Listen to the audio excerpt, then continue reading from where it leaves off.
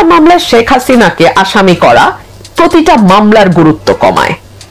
প্রতিটা মামলা শেখ হাসিনাকে আসামি করার প্রয়োজন নাই। সুতরাং আপনি হরে দরে অসংখ্য মামলা দিচ্ছেন, যে যার উপর ক্ষুব্ধ সে তার বিরুদ্ধে মামলা দিচ্ছে, সত্যতা বা মিথ্যা এটার কোনো যাচাই বাছাই হচ্ছে। সমালোচকরা যেটা বলছেন, তারা বলছেন তার মিডিয়া ট্রায়াল তো হয়ে গেল, মিডিয়া ট্রায়াল হয়ে গেল, এবং এখন যেটা মানে গ্রামে গ্রামে যেটা হচ্ছে, ইউনিয়নে ওয়ার্ডে যেটা হচ্ছে, আপনার সাথে আমার শত্রুতা, আপনার বিরুদ্ধে মামলা দিচ্ছি, কিংবা আমি আপনার কাছ থেকে কিছু পয়সা করে খেয়ে বলছি ঠিক আছে আমি জানি আপনি এটার সঙ্গে যুক্ত, কিন্তু আমি কিন্তু মামলা দেব না। এই যে একটা লেনদেনের ভিতরে একেবারে প্রান্তিক মানুষজনও জড়িয়ে যাচ্ছে, এটা কেন? কারণ আপনি 2 মাস একটা লম্বা সময় ঢিলা বা সম্মুখ গতিতে সরকারটি চলছে, সেই কারণে এই ধরনের লুপহোলস গুলার সুযোগ অনেকে নিচ্ছে। এখন প্রশ্ন হচ্ছে সরকারের লক্ষ্যটা কি? সরকারের লক্ষ্যটা তো সরকারের স্পষ্ট করতে হবে। আমি তো অনন্ত বুঝতে পারি নাই, আমি বুঝতে পারি নাই। বিএনপি বলেছে মোটা দাগে একটা সংস্কার করে নির্বাচন যত দ্রুত সম্ভব, আবার জামাতে ইসলাম ভিন্ন প্রস্তাব দিচ্ছে, তাদের কথা হচ্ছে না সংস্কার চলুক। এতে অবশ্য দুই দল তাদের নিজস্ব সুবিধা অনুযায়ী এই দুটো প্রস্তাব এসছে, কারণ বিএনপি মনে করছে যে যত দ্রুত নির্বাচন হবে তত দ্রুত বিএনপির পক্ষে বেশি আসন নিয়ে ক্ষমতায় যাওয়া সম্ভব হবে। আবার জামাতের হিসাব হচ্ছে যত দেরি হবে তত তারা দল গুছিয়ে নিয়ে বেশি আসন, যত সময় যাবে তাদের আসন সংখ্যা বাড়বে, আর বিএনপির যত সময় যাবে আসন সংখ্যা কমবে। সুতরাং এই দুই হিসাব নিকাশ থেকেই দুটো দল দুই রকম প্রস্তাব দিচ্ছে। অর্থাৎ জাতীয় স্বার্থের ব্যাপারে কিন্তু আমরা এখনো রাজনৈতিক দলগুলোকে এক প্ল্যাটফর্মে আসতে দেখি নাই। এখানেও দলগুলো তার স্বার্থ অনুযায়ী হিসাব করছে। কিন্তু এত বড় বিপ্লবের পরেও কি জাতীয় স্বার্থের ব্যাপারে আমাদের রাজনৈতিক নেতারা এক হবেন না? আনফরচুনেটলি আমরা তো এক হওয়ার কথা দেখছি না। আমরা তো দেখুন, রাজনৈতিক দলগুলো তো দীর্ঘ সময় একটা সংস্কৃতির মধ্যে দিয়ে চলেছে এবং বেড়ে উঠেছে, গড়ে উঠেছে।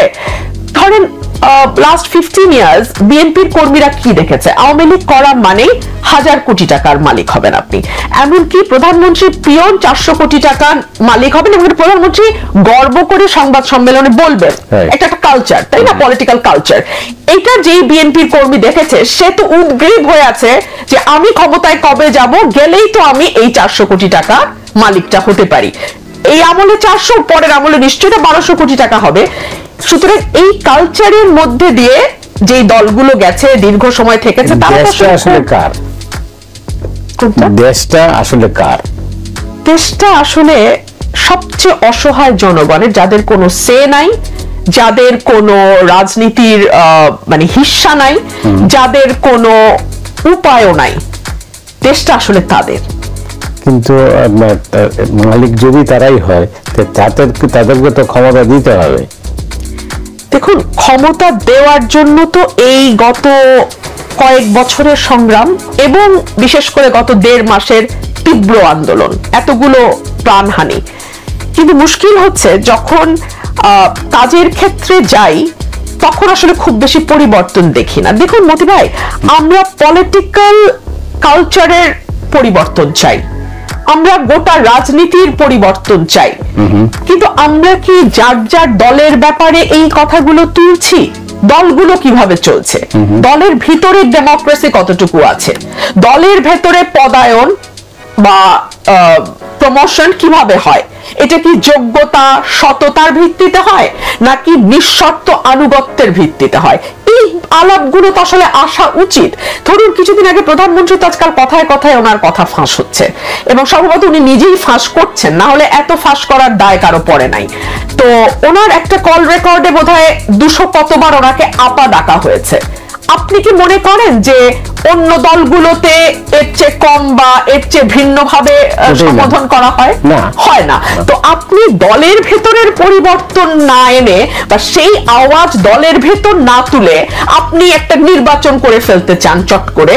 আপনি চট করে কয়েকটা দাবি এনে মনে করেন যে এগুলো সংস্কার করলেই বোধ করি রাজনীতি পরিবর্তন হবে। ফর এক্সাম্পল, পার্লামেন্টে উচ্চ কক্ষ নিম্ন কক্ষ, কিংবা প্রধানমন্ত্রী এবং রাষ্ট্রপতির ক্ষমতার ভারসাম্য, এই কয়েকটা বড় বড় জায়গায় বদল আনলেই রাজনীতির বদলটা হবে?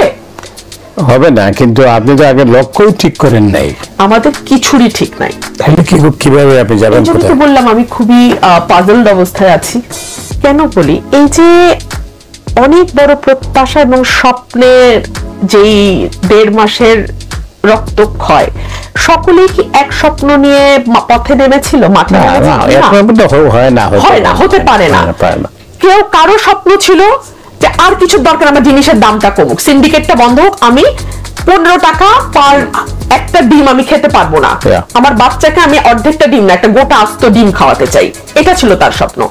আরেকজনের স্বপ্ন ছিল আমি সততার সঙ্গে চাকরি করতে চাই, আমার কোনো রাজনৈতিক পরিচয় বা লেবাস যেন নিতে না হয় চাকরিতে। আরেকজনের হয়তো স্বপ্ন ছিল আমি বিশ্ববিদ্যালয়ের মেধার ভিত্তিতে পড়তে চাই, আমি কোনো কোটায় যেতে চাই না।